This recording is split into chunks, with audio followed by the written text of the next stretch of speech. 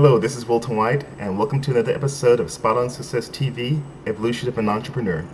Here with me today is Sally Lazarus, who recently released a WSO product on the Warrior Forum, and we're here to discuss her experiences surrounding that product launch.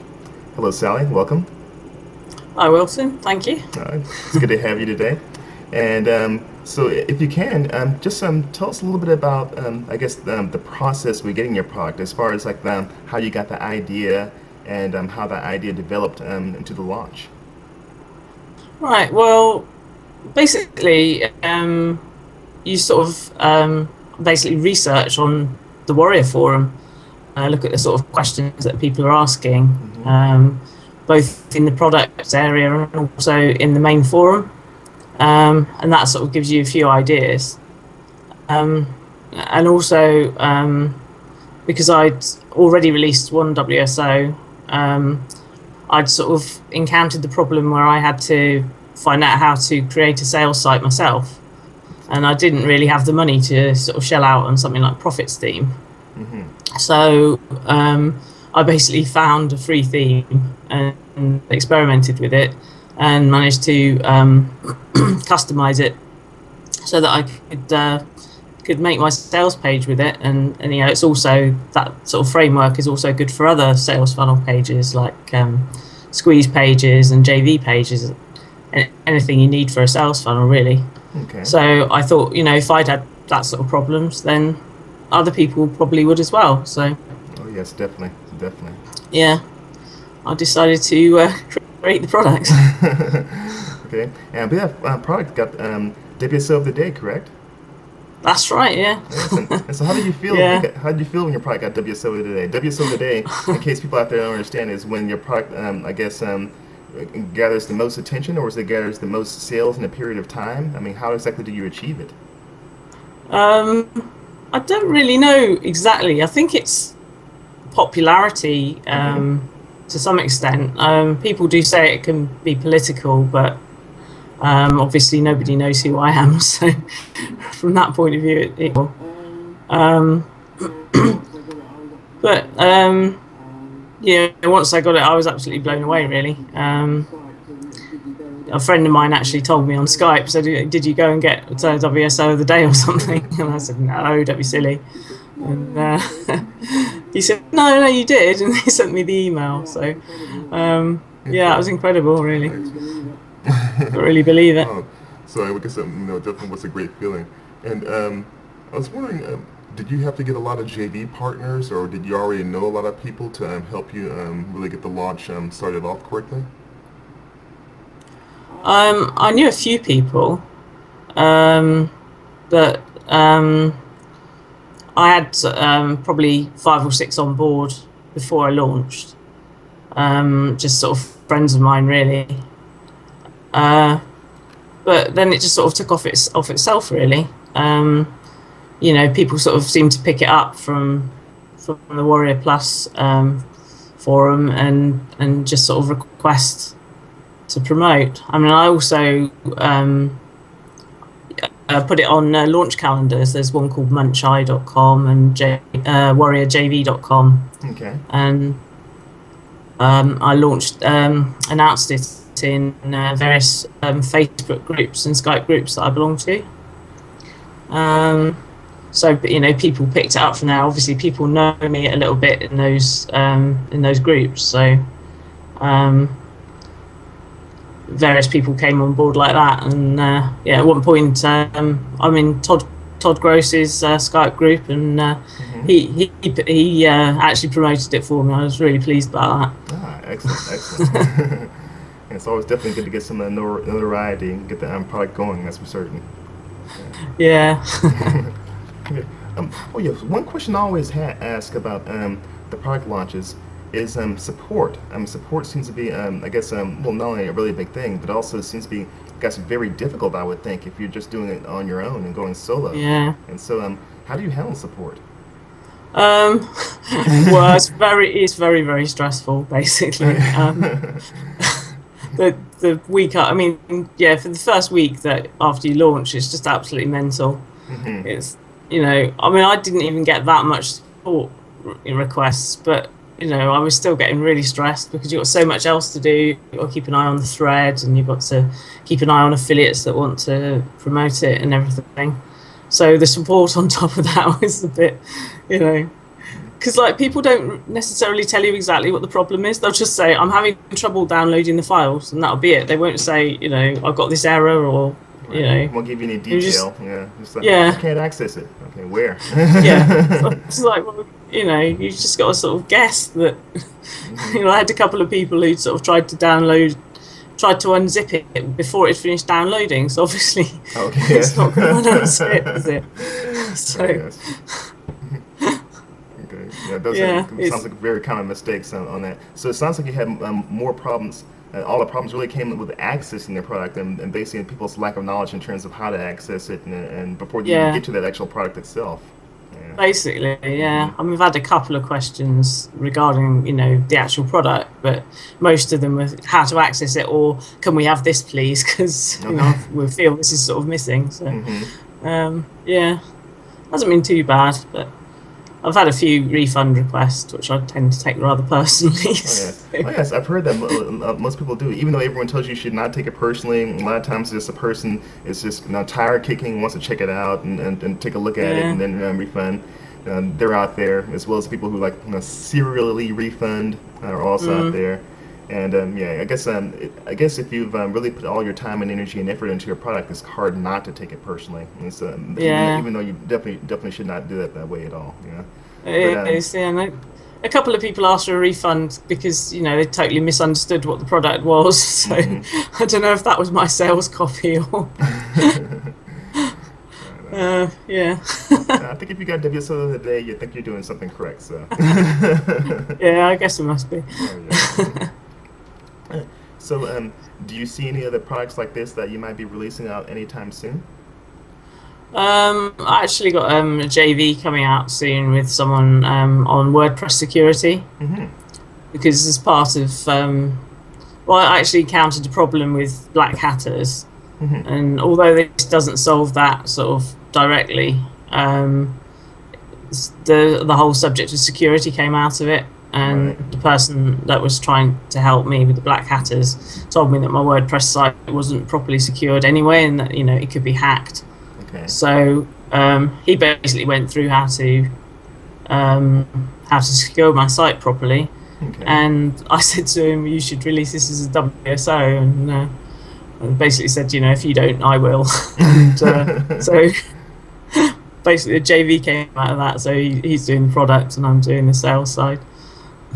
Okay, all right, excellent. Okay, security is definitely one thing to worry about. Was it a problem that you had with your last WSO before this one within the black hatters, or is it with my last WSO, it didn't sell all that well, so I don't think it got on the black hatters' radar. But with this one, it was basically on the Black Hat forum probably an hour after I launched it. That is amazing. I hear about that happening. I'm thinking like, are they just watching every single product launch and saying, "Oh, this one got WSO today. Herman download it and Herman get it out there." I mean, that's amazing about it. They have an incredible attitude as well. Like one of the comments on the forum was, "Wow, this is over 1 gigabyte download. I'm so happy." And I was like, "Well, you don't even know what it is. You're just happy because there's a lot of it." Okay. Just have to be downloading something. Oh gosh. Yeah. So you're I guess you're based in the UK. Yeah. Okay. Do you find difficult going back and forth, I guess, with the time zone with any partners in the States or anything like that? Yeah, it is sort of difficult to find times when we're both awake, really. So I think you're basically stuck with sort of afternoons and evenings, and I tend to work sort of pretty much all the time, which is I never have any time off. Because very often I'll be thinking, all right, I'll switch off. It's about 8 o'clock, and then someone will start talking to me on Skype. I think, I'll just talk to them for 5 minutes, and an hour later, I'm still there, and then someone else will start talking to me, and before I know it, it's 11 o'clock, and I haven't had any time off. Yeah, the time difference can definitely be a challenge. At least I've noticed that every time I'm speaking to people who are in the other time zones, and of course for me, since everyone's like 5 or 6 hours ahead, or sometimes more, I'll just be starting my day around noon, and then I'm trying to get something done, and then well, they're already at the end of the day, and it's a little bit of a challenge, especially when if I want like a site update or something like that. So yeah, I can definitely agree with you on the time zone differences being an issue. Definitely, definitely. Yeah. And as far as I guess your total customers, how do you handle, I guess, like the whole influx of people in lists? Because I know that once you get WSO of the day, I mean, you really get exposure out there, and get flooded with people. That's which can be actually is a very good thing. It's a good problem to have. But I guess on the other hand, it also is a challenge because of support, because of and the issues, and also even maintaining a new list of people. I mean, that's something that also that you have to take special consideration from, because I've seen other people or read on the threads that once they've got WSO of the day, it's like everything kind of really backs up on them. It's not just the massive support. I mean, it's other things taken into consideration. Millions of update requests for the product itself, and it's everything kind of magnifies. And the time spent on the thread just explodes after that. And so yeah, I don't know if I've suffered that badly from that, to be honest. I think Warrior Plus sold about 100 odd copies, so it's it wasn't like it sold thousands after it went to WSO of the day. So yes, it did sort of pick up a bit, I think, after I got WSO of the day, and there were more support requests and more answers on the thread and everything. But I didn't feel that much more stressed than I already was, really. Oh, okay. I don't know. I suppose it happened quite quickly, so I suppose I wouldn't really know the difference between how it would have been if I hadn't got WSO of the day. But yeah, I mean I've got a list of just over 500, I think. So I've got to figure out what to do with them, really. I'm just trying to build a relationship at the moment. Oh, yes. And I haven't promoted to them yet, but it's a bit scary, really. Oh. Yeah, it's a new, exciting venture, so yeah, lots of things to look forward to now, definitely. Yeah. So, I guess for the process itself, I mean, I guess everyone says actually that there's a formula to a product launch, and that there's a certain way to go about doing it. Because I know that the Warrior Forum is also filled with many people who've only sold like one or like 10 or less WSOs. It's I think that can probably be pretty disheartening for someone starting out. But I guess getting that experience is the big thing at first, and not so much in terms of how many WSOs you sell, but just actually getting it out there and going through the whole process. I guess it's anywhere from the sales page process to getting JV partners to making sure that all the little components are in place. Was it very time consuming getting all the technical components in place for the launch? Yeah, it is quite time consuming. So once you decide to actually launch, I had like a mind map of everything that I needed to do, and it seemed like I could do it in 2 weeks. So I announced it and everything, and then when I actually came to do it, it just seemed like so much more. And obviously, I'd inevitably left things out, and yeah, it was really, really hectic. I mean, if you talk to my husband, he'll say he didn't sort of basically see me for 2 weeks. It was just crazy. The 2 weeks went by pretty quickly, I guess, huh? Yeah, it did. Oh, yeah. Yeah.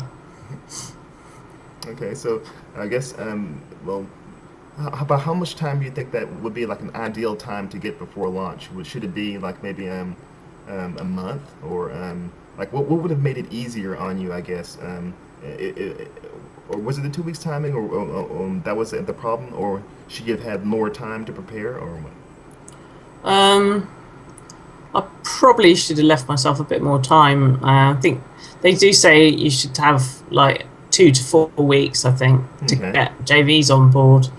I wanted to launch before the Warrior event, so I basically sort of ended up with 2 weeks where it had to be done, or it wasn't going to happen. So that's why I didn't really leave myself enough time. But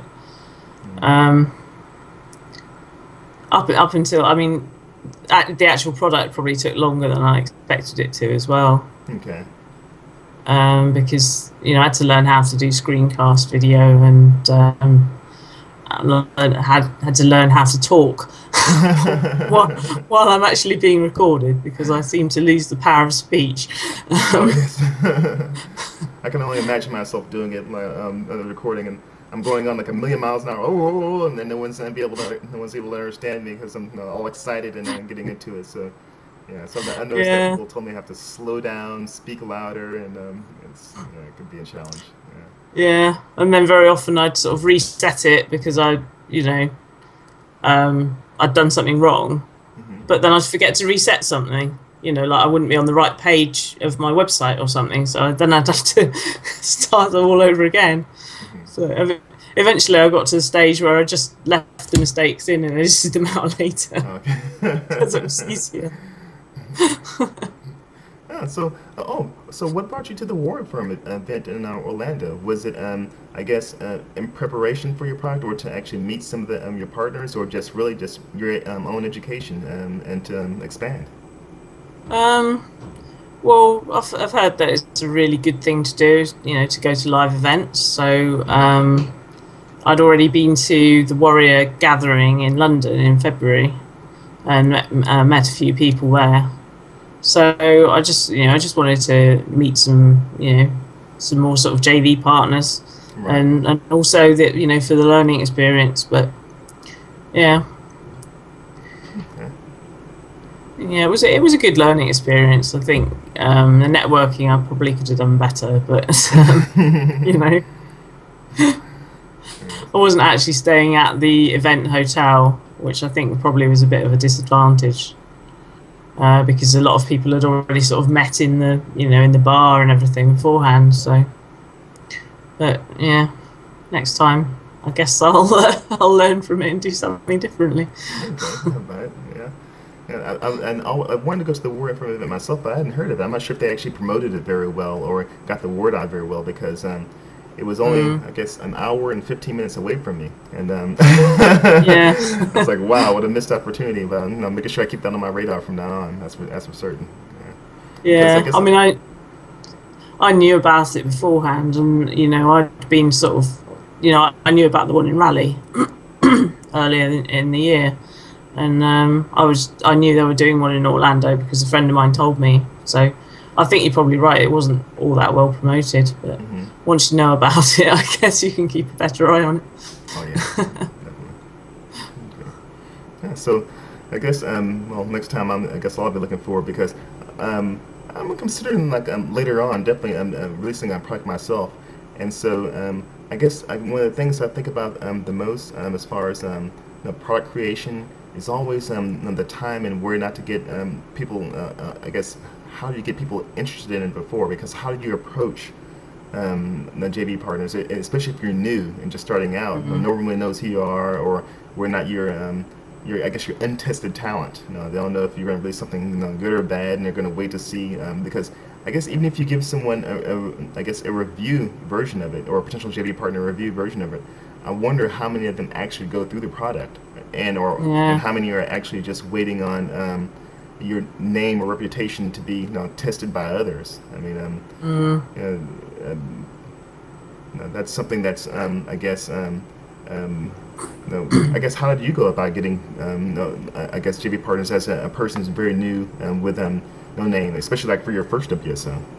Yeah, well, it is a problem really. For my first WSO, I didn't do it. I didn't really approach anybody. I'd sort of been taught that you should sort of email people or PM people on the forum, and I didn't really want to do that. I'm not even sure it's it might be against the rules as well. But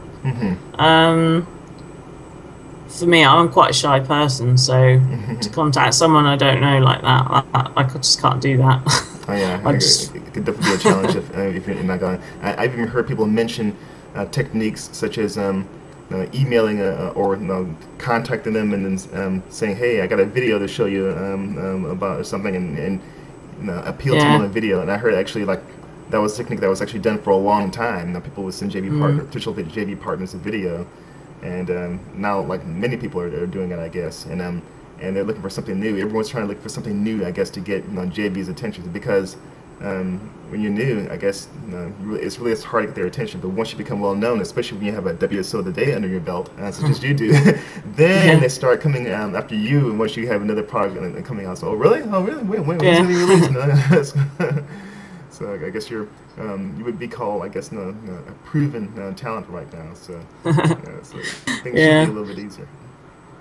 Yeah, hopefully. I think basically, the best way that I've found to get JVs is to build relationships with people. Hmm. Join Facebook groups and Skype groups, talk to people.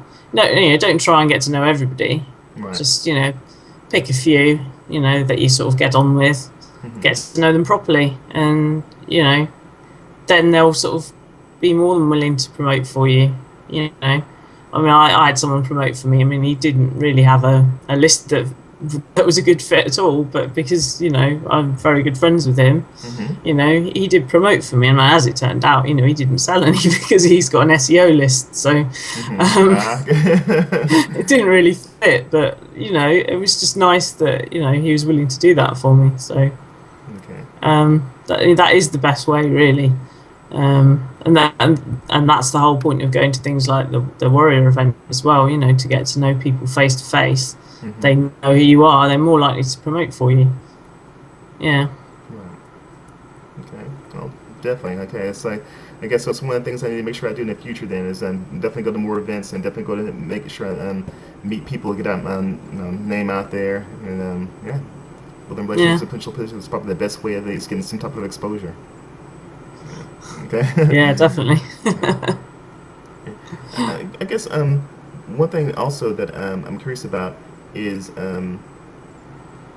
after I guess the WSO process about how long like I guess there's always this big debate about how long support should last as far as Hmm. because some people of course expect support for what I would call an unreasonable amount of time because one thing I've noticed on the war form and what's different from like software being sold in other places software being sold in other places, these major software titles that you see from, be it from Microsoft, Cisco, what have you, there's always like a limit on support, a well-known limit, an expiration date of Yeah. support. Now they Mm. advertise that okay, support will end this, or you have to purchase a new support contract, something, and I guess people don't often apply that same concept of a definite end to support. It doesn't last forever. They don't apply that to war reform products. When I think that they should, because Mm. I've seen some old threads from other people where it's gone on long past, months past when the WSO was released, and someone's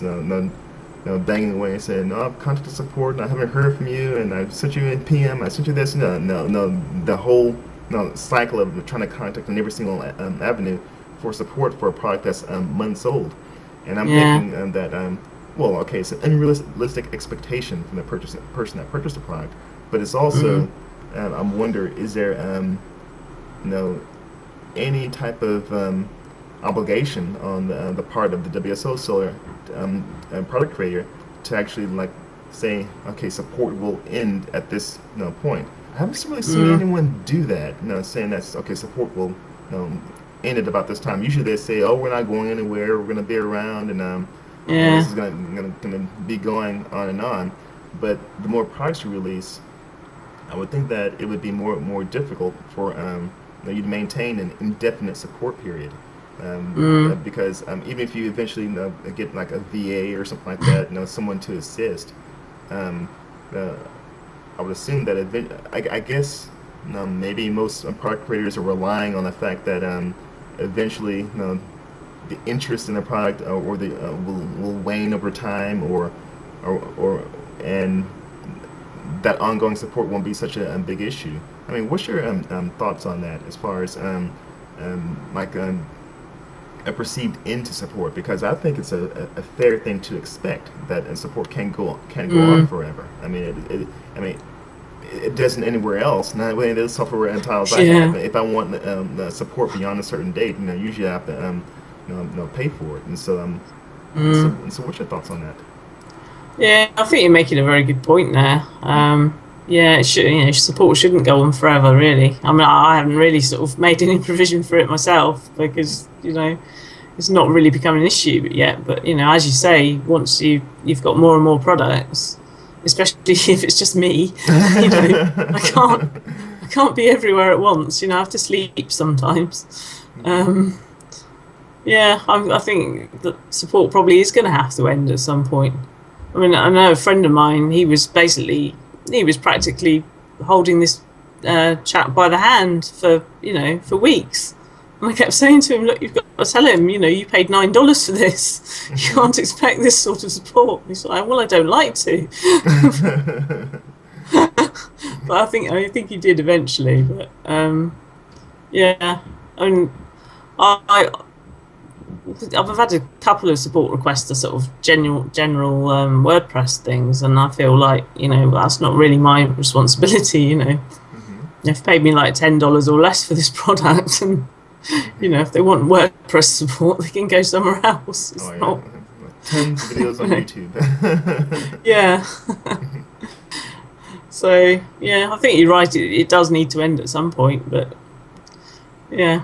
Yeah, hopefully it will sort of peter out anyway. So. Oh yeah, I think that's what most people kind of rely on, because it's kind of a hard thing to basically advertise and end the support while you're trying to sell something. It's kind of, I guess, really not the most sexy thing in the world to say that oh by the way, we do support for this product up until X point, and of course I think there are many people who buy products and who kind of sit on the shelf and not really actually use them after they bought them, or they may be thinking that, and I've fallen into the same category in the past too, thinking that okay, I'll get this now because I know when I get to this point, I'll definitely be able to use it, or when I get this in place, I'll be able to come back to this product and then actually use it. Of course, a lot of times when they get to that point in the future, there's something else that pops up that's saying, oh yes, I can really use that, and kind of the cycle kind of goes on. I guess they call it the shiny object syndrome. Oh yes, I've been a huge victim of that myself. Oh, yeah. It's not good. You need to just buy things that you can use now. Exactly. Right. You can't buy things that you think you might be able to use in 6 months' time. Oh, yeah. By that time, it'll probably be out of date anyway. So. Yeah, exactly. Look at the products such as like Facebook products, and because the platform Facebook is always changing, new things as far as the timeline formats. I mean, that's definitely been a major issue. So you're right. Definitely buy something you can use now in your business and not a few months down the line. Yeah. So. Okay. So definitely, as for your product, it has what I would call evergreen usability. It's something that you can use, things that you use on and on and on, especially when it comes to sales pages and or even learning more about WordPress and how to do some of this on your own, because that's something that's usable many times on down the line. That makes the product so attractive to me as well. I mean, the fact that you can help generate your own sales pages and not really have to hire a coder for everything, and because I guess one of the big things about hiring someone else to do a lot of the work for you is that you're also subject to their schedule and their time constraints, and if they have to take off for the weekend or take off for a few days during the week and you don't hear from them, well, you're kind of stuck. So yeah, that is the thing, and you've also got to be prepared to fire someone if you need to as well, which is not something I'd find easy, I don't think. Oh, so did you find, I think you said you have a background in programming yourself, correct? Yeah, I do, yeah. Did you find that actually helped you with the development of this product? It probably did, yeah, because I'm quite techie by nature, so, I like tinkering with anything techie, so I'm quite happy to, play around with all the options in something. There's a couple of bits in there where I show people how to edit the PHP as well.